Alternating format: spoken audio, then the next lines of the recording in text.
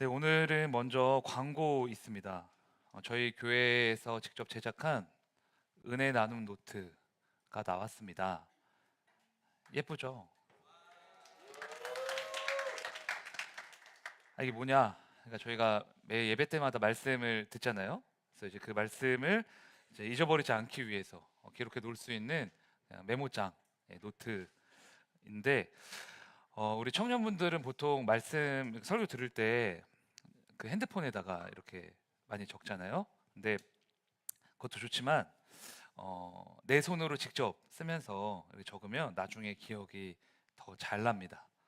그리고 이 노트를 완성해서 나중에 몇 개월, 1년, 2년 뒤에 이걸 보면은 은혜가 돼요. 그래서 내가 이런 은혜를 받았었구나. 깜짝 놀랍니다. 그래서 이 노트를 만든 또 다른 이유는 우리가 셀 모임을 하는데 셀 모임을 할 때 이제 뭐 세상적인 이야기도 하지만 그것보다는 말씀을 통해서 내가 이걸 깨달았다. 이런 도전과 또 힘을 얻게 됐다라는 것을 옆에 있는 지체들에게 좀 나누면 좋겠다라는 생각에서 이런 노트를 만들었거든요. 그래서 수요일, 금요일은 좀 힘들더라도 주일 오전 예배 말씀, 또 젊은 예배 말씀은 여기다가 잘 기록을 해 놓으셨다가 셀 모임 할 때 나중에 또 본인을 위해서 이렇게 사용하시면 좋을 것 같고요. 그리고 이 노트의 가격은 없습니다. 공짜인데 본인이 감동이 오시는 분들은 그냥 자원해서 그냥 헌금을 하시면 될 것 같아요. 그래서 저희 뭐 따로 걷고 이런 거 하나도 없고요. 그냥 내가 이 노트를 쓰는데 그냥 헌금을 하고 싶다. 이런 분들은 헌금하셔도 되고 없으신 분들은 또 안 하셔도 됩니다. 대신 이거는 정말 교회에서 또 저희 하나님이 주신 선물이라고 생각하고 내가 정말 말씀을 정말 사랑해야겠다. 그런 것만 좀 기억하고 잘 사용하면 될 것 같아요. 이따가 예배 끝나고 입구에서 다 받아 가시기를 바랍니다. 안 받아 가실 거예요? 자, 우리 옆에 있는 분들과 이렇게 인사 나누겠습니다. 내 안에 있는 데메드리오를 부셔버립시다. 네, 한 번 더. 내 안에 있는 데메드리오를 부셔버립시다.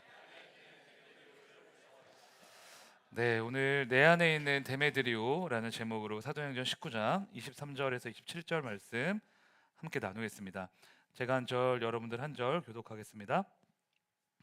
그때쯤 되어 이 도로 말미암아 적지 않은 소동이 있었으니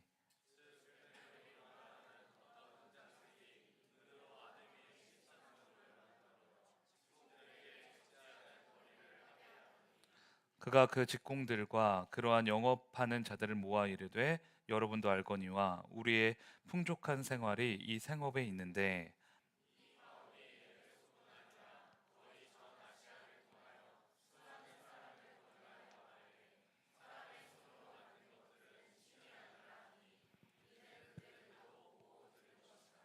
같이 읽을까요? 우리의 이 영업이 천하여질 위험이 있을 뿐 아니라 큰 여신 아데미의 신전도 무시당하게 되고 온 아시아와 천하가 위하는 그의 위엄도 떨어질까노라 하더라. 아멘.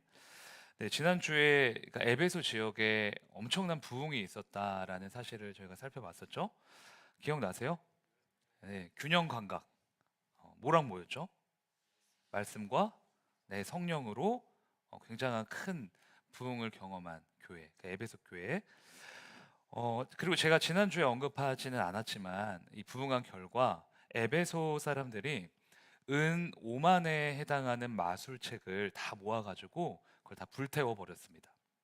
에베소는 헬레니즘과 유대 신비주의가 뒤섞인 마술이 굉장히 성행했다 말씀드렸었잖아요. 그런데 그 땅에 복음이 들어가니까 그걸 다 태워버리는 거예요. 성령님이 불같이 이제 역사하시니까 어둠이 사라지고 이제 빛이 임하기 시작합니다. 은 5만에 해당하는 마술체, 이 얼마 정도 될까요? 감이 안 오시죠? 은 5만. 지금으로 따지면 70억에서 80억 정도. 안 놀라시네요. 근데 이거를 아까워하지 않습니다. 왜 아까워하지 않을까요? 예수님이 더 귀하니까. 예수님 더 사랑하게 됐으니까. 그래서 이게 이제 이 사람들한테 아깝지 않은 거예요. 그런데 사단은 포기를 하지 않습니다. 또 다른 소동을 일으켜서 바울의 복음을 또 막으려고 해요. 이 복음을 이제 차단하려고 하는데, 그 회방의 중심에는 데메드리오라고 하는 은장색이 있었어요. 데메드리오라는 사람인데, 은장색. 은장색은 뭘까요? 우리에게 너무 낯설어. 은장색이 뭘까? 은장색이라는 직업이 뭐냐? 본문 24절을 쉬운 성경으로 한번 봅시다. 병철이가 한번 읽어볼까?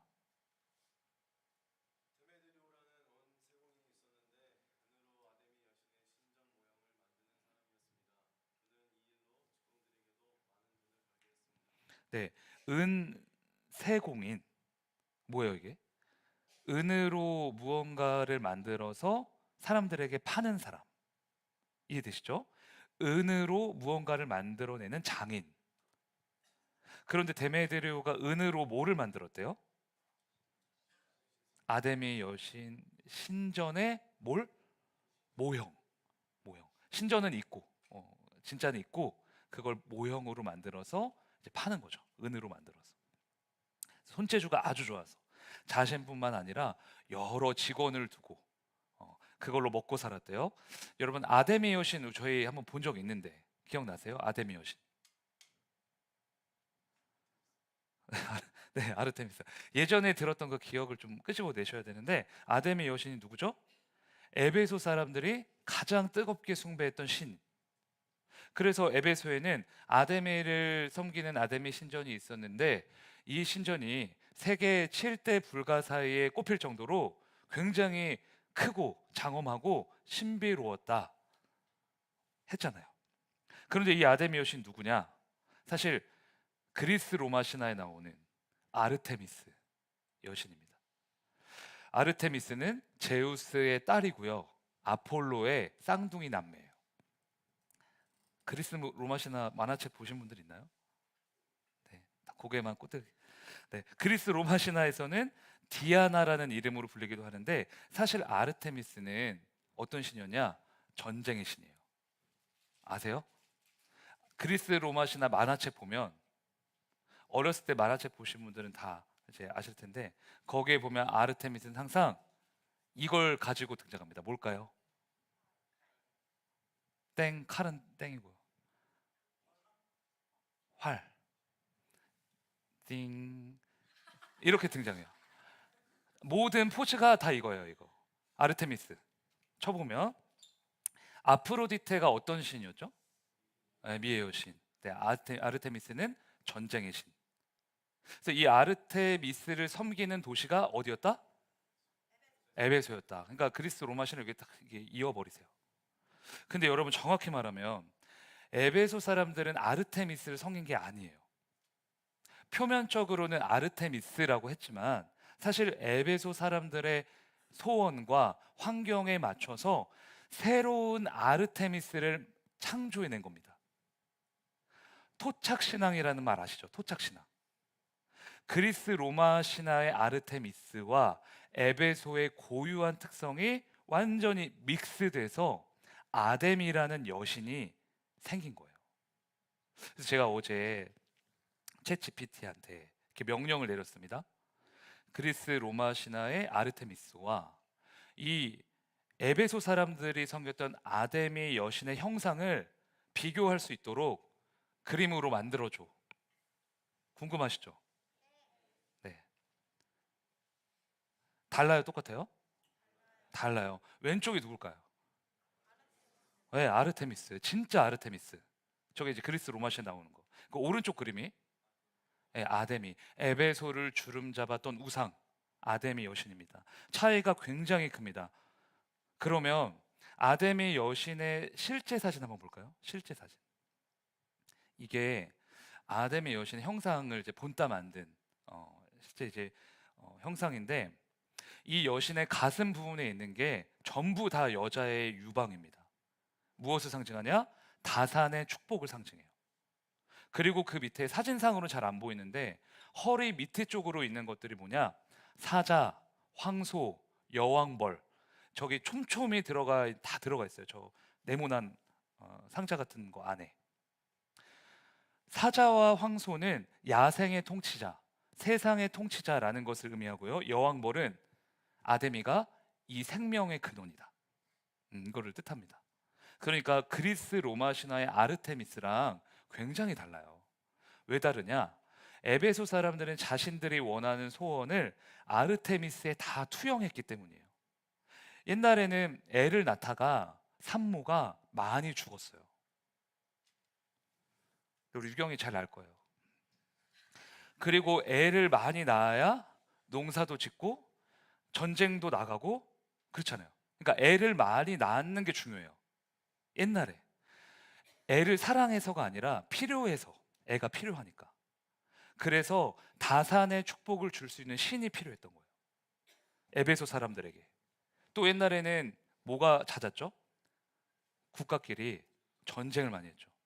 그러니까 사자와 황소 같은 용맹한 신도 필요해요.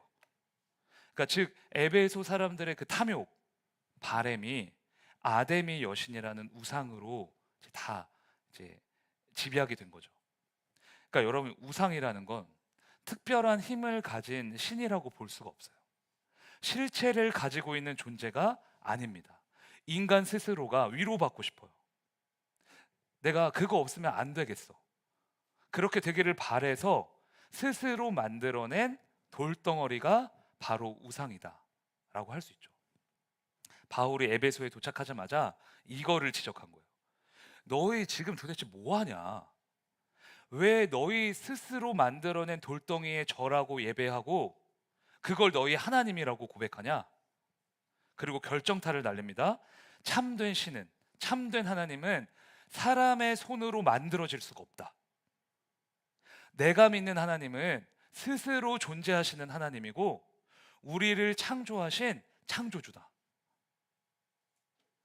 아데미 여신만 알고 있었던 에베소에 이 복음이 쫙 전파되면서 에베소 사람들이 바울 쪽으로 확 쏠립니다. 그러면서 가장 큰 타격을 받은 게 누구였냐? 데메드리오였어요. 데메드리오. 사람들이 더 이상 아데미 형상을 살까요, 안 살까요? 안 사요. 은으로 신전도 만들고 그 은으로 형상도 만들었는데 이제 더 이상 인기가 없어요. 장사가 안 돼요. 그래서 이걸로 먹고 살았던 장인들, 은세 공업자들을 다 모읍니다. 그리고 작전을 짜요. 바울이라는 놈 때문에 우리 굶어 죽게 생겼으니까 바울 일행을 이 도시에서 몰아냅시다. 데메드리오가 바울을 쫓아내기 위해서 내세운 명분은 다음과 같았어요. 본문 27절 하반절 읽읍시다. 시작. 큰 여신 아데미네 신전도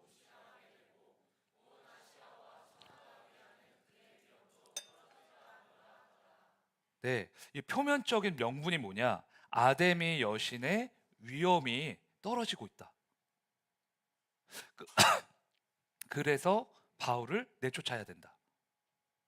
그러니까 이것만 보면 데메드리오라는 사람이 진짜 아데미를 막 너무 사랑하고 정말 믿고 뭐 아데미에 충직한 신자처럼 보여요. 그러나 데메드리오의 속마음은 뭐였냐? 사실 이거였어요. 본문 24, 25절 제가 읽을게요.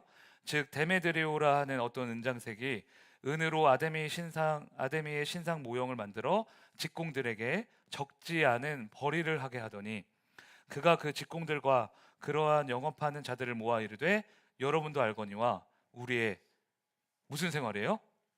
풍족한 생활. 데메드리오의 중심에 뭐가 있습니까? 돈이 있죠. 겉으로는 아데미를 섬기는 것 같지만 사실 데메드리오가 진짜 섬기고 있었던 건 뭐예요? 돈이에요. 돈이 되니까 아데미라는 우상을 이용한 것뿐이에요. 사실 아데미의 위엄, 뭐 그 아데미의 거룩함 이런 거는 안중에 없습니다. 데메드리오가 진짜 원하는 건 내 돈이 줄어들지 않는 거, 나의 생계 수단이 끊어지지 않는 거, 이거 하나였어요. 아데미라는 신을 진짜 믿어서 바울과 싸우려고 한 게 아니에요.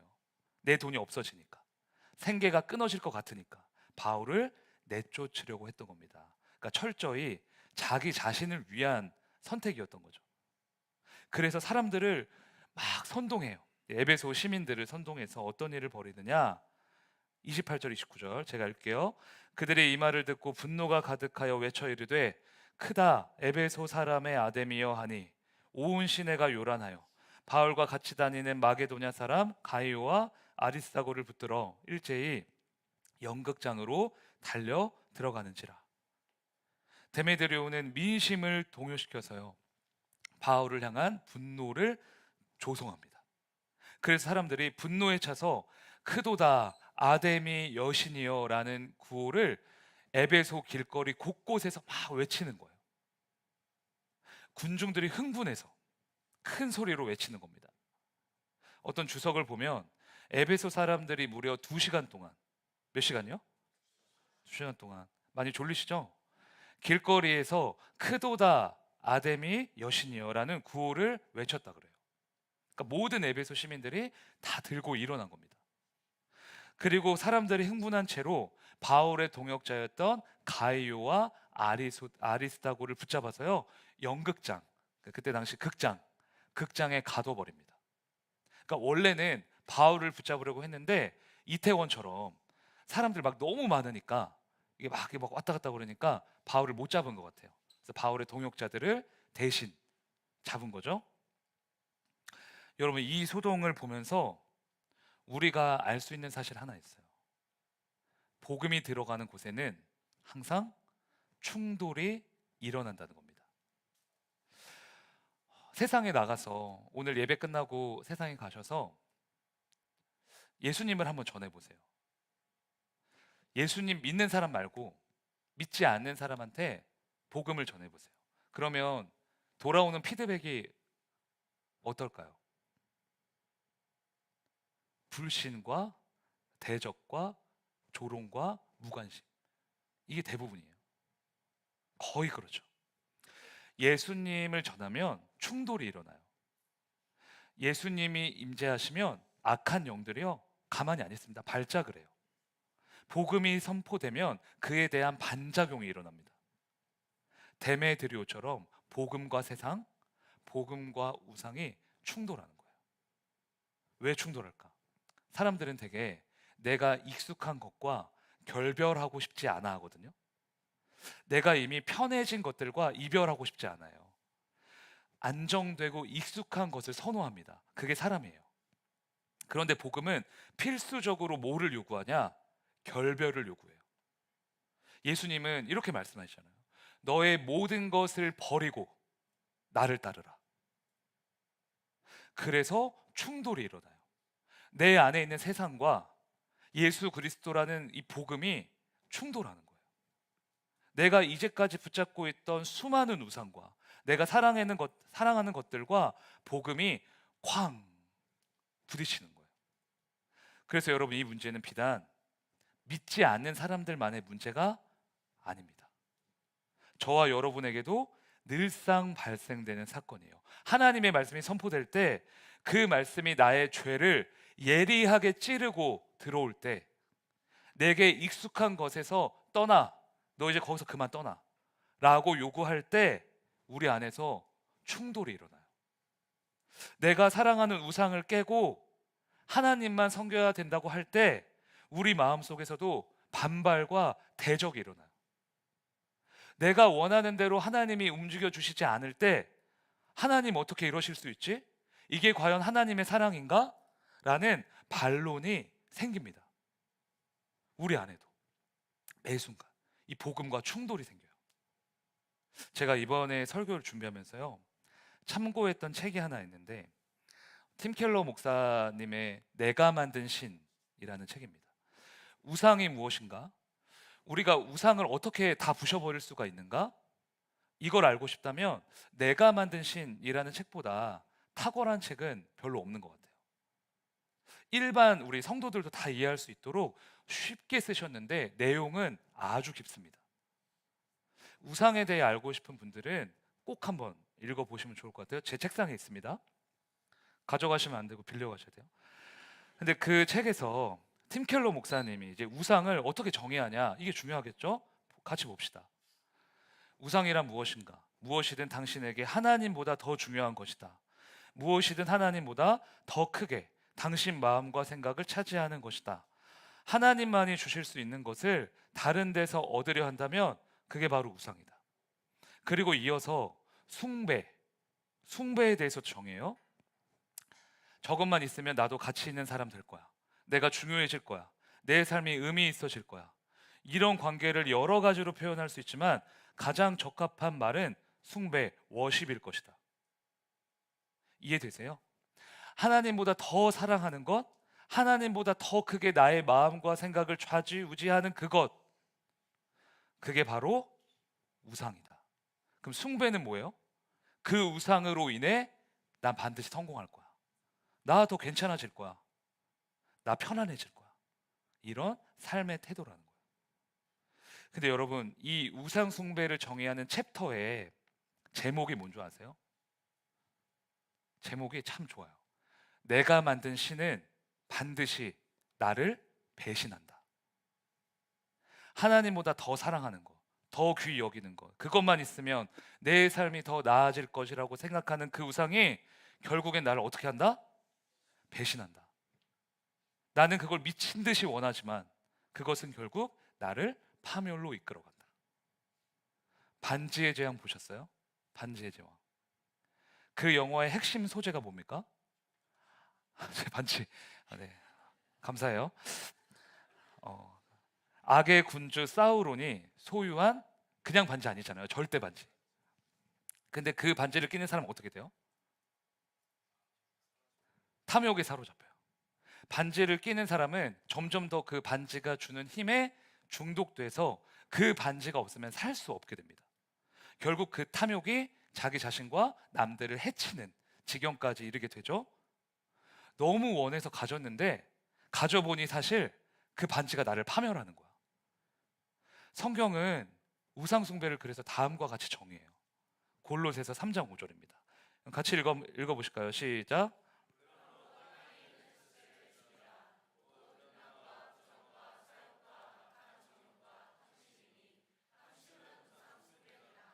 아멘. 탐심이 뭐 우리가 생각하는 뭐 금덩어리 뭐 이런 게 아니라 부적 이런 게 아니라 뭐가 우상숭배래요? 아 죄송해요. 저 말을 잘못했군요. 탐심이 뭐라고요? 우상숭배가 뭐라고요? 탐심. 내 안에 있는 탐욕, 탐심이 우상숭배의 근원이다. 여러분 돈을 버는 건 죄가 아니죠? 그죠?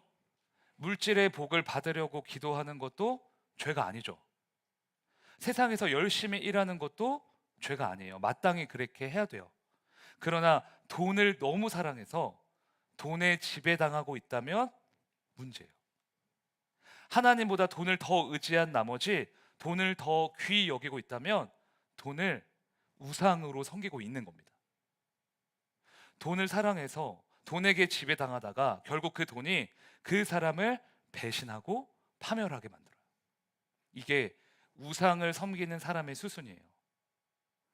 작년에 그 뮤지컬 나왔잖아요. 주민경. 돈이라는 우상을 섬기다가 나중에 회복됐지만, 근데 여러분, 우리에게 있는 우상이 물질만 있는 게 아니에요. 제가 생각을 해봤어요.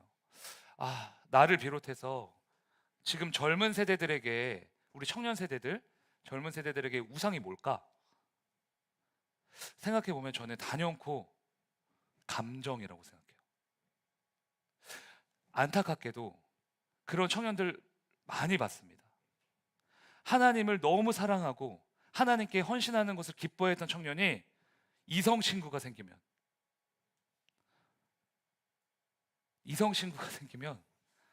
하루아침에 하나님? 나 잘 모르겠는데? 이성과의 교제가 시작되는 순간 하나님께 예배하는 것과 교회에서 봉사하고 헌신하는 그것부터 내려놓으려고 해요. 찔리시는 분들 있으시죠? 왜? 나 데이트해야 되니까. 내 감정이 이성에게 쏠려 있기 때문에 하나님은 잠깐 뒤로 빠지라는 거예요. 저 많이 봤습니다. 이성뿐만이 아니에요. 내 귀에 들려지는 말씀, 설교 듣잖아요. 이 말씀이 나를 불편하게 해. 목사님이 나를 저격하는 것 같아. 그러면 어떻게 하냐? 거부해요. 튕겨냅니다. 하나님은 내 옆에 있는 이웃을 내 몸과 같이 사랑하라 명령하셨는데, 하나님, 저 오늘 교회 올 때 남편이랑 싸우고 왔잖아요. 내 남자친구랑 싸웠잖아요. 제가 예배를 어떻게 드립니까? 예배 안 와요. 예배 자리에 앉아 있어도 집중 안 해요.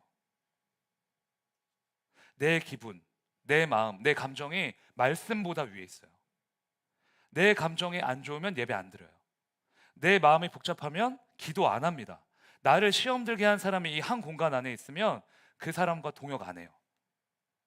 감정이 우상이 되면 이런 일이 아주 우습게 일어나요. 여러분, 우상이 무엇인지, 우상이 어디에서부터 발생했는지 막 파고 들어가잖아요. 밑으로 파고 들어가면 결국 우리 모두가 무엇을 만나게 되느냐? 자기 중심성이라는 지독한 암덩어리를 만나게 돼요. 내 감정, 내 생각, 내 판단이 가장 중요하다. 아담과 하와처럼 하나님의 자리를 탐하는 거예요. 하나님만 앉으셔야 할 그 주인의 자리에 내가 내려오고 싶지 않은 겁니다. 그래서 영적인 성숙함의 잣대는 내가 얼마나 자기 중심성을 극복했느냐, 여기에 달려 있어요. 고린도전서 13장은 사랑을 정의하는 장이라고 해서 보통 사랑장이라고 하거든요. 그런데 13장 보면 사랑의 정의 중에 다음과 같은 구절이 있어요. 읽어보실까요? 시작. 네, 사랑은 자기 유익을 구하지 않는 거래요. 반대로 생각하면 내가 짱이고 내가 다 맞고 나의 유익만 추구하는 사람은 미성숙하다. 나의 주인됨을 버리지 못한 사람은 모태신앙이어도 교회 몇십 년 다녔어도 사실 어린아이와 똑같다. 사랑할 줄 모르는 사람이다. 그게 성경의 진단입니다. 어른아이라는 말 아시죠? 몸은 어른인데 정신은 어린아이 같아서 그렇게 이제 행동을 하잖아요. 똑같아요. 교회를 아무리 오래 다녔어도 자기 중심성이라는 이 암덩어리를 빼내지 못하면 성숙한 그리스도인이라고 말하기가 어려워요. 그래서 성경은 말세에 나타나는 징조 중에 가장 첫 번째로 이것을 꼽습니다. 우리 젊은 세대들이 꼭 알아야 돼요. 디모데후서 3장 1절 2절 읽읍시다. 시작.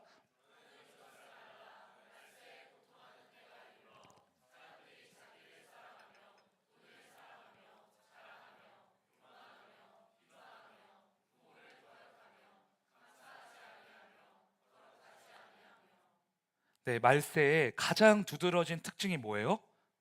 사람들이 뭘 한다? 자기를 사랑하며. 이거는 건강한 자기 사랑을 말하는 게 아니에요. 자기만 사랑한다는 거예요. 자기 밖에 모른다. 하나님이 버젓이 살아계심에도 불구하고, 하나님이 세우신 분명한 질서가 있음에도 불구하고, 오늘도 하나님이 나를 변화시켜 주실 말씀을 들려주심에도 불구하고 여전히 나 자신을 우상으로 섬긴다는 거예요. 여러분, 그러니까 오늘 본문에 나오는 데메드리오는 누구입니까? 바깥에 있는 사람 아니에요.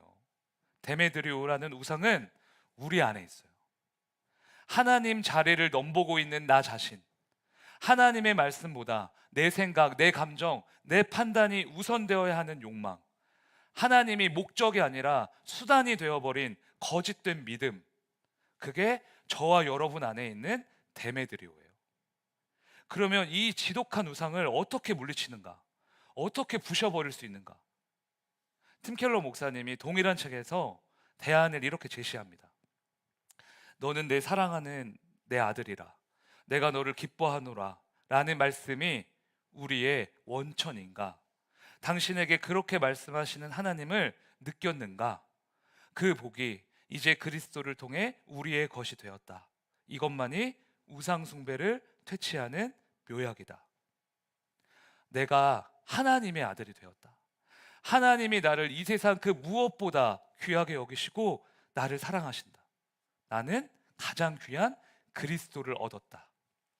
이 복음 안에 있다면, 이 복음 안에 있다면 헛된 우상을 따라가지 않는다는 거예요. 즉, 우상 숭배를 퇴치하는 유일한 항생제가 뭐예요? 예수님이 우리에게 이미 주신 복음, 그 사랑, 그거예요.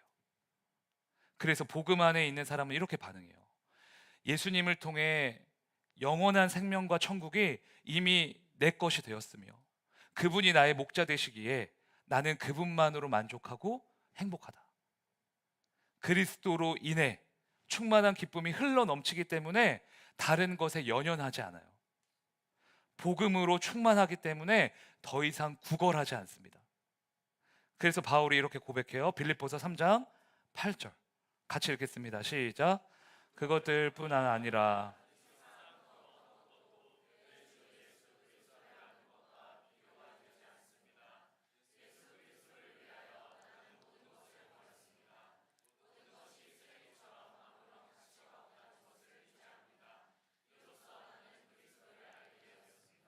아멘.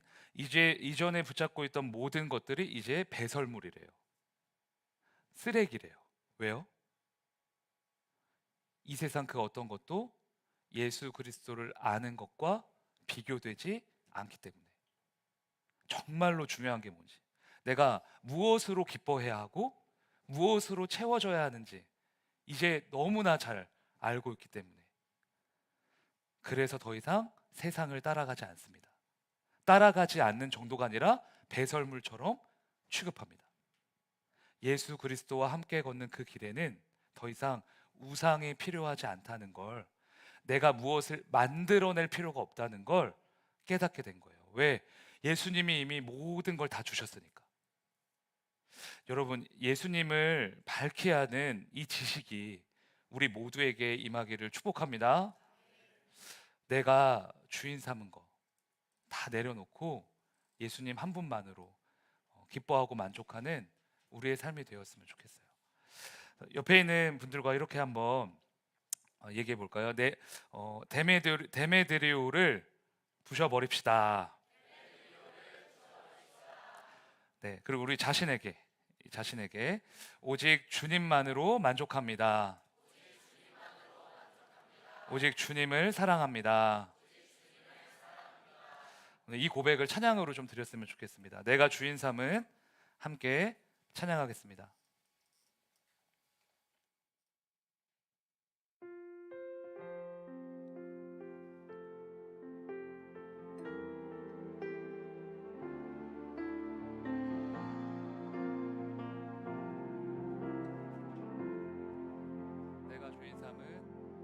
내가 주인 삼은 모든 것 내려놓고 내 주 대신 주 앞에 나가, 내가 사랑했던 모든 것 내려놓고 주님만 사랑해.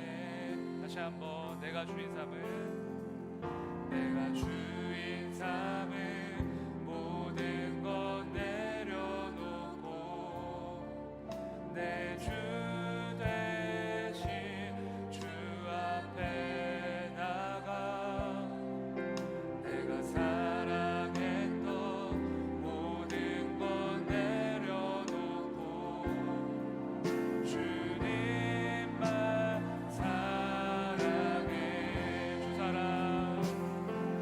주 사랑 거친 풍랑에도 깊은 바다처럼 나를 잠잠케 해. 주 사랑 내 영혼의 반석, 그 사랑 위에 서리. 다시 한번 중심으로 고백하겠습니다. 내가 주인 삼은,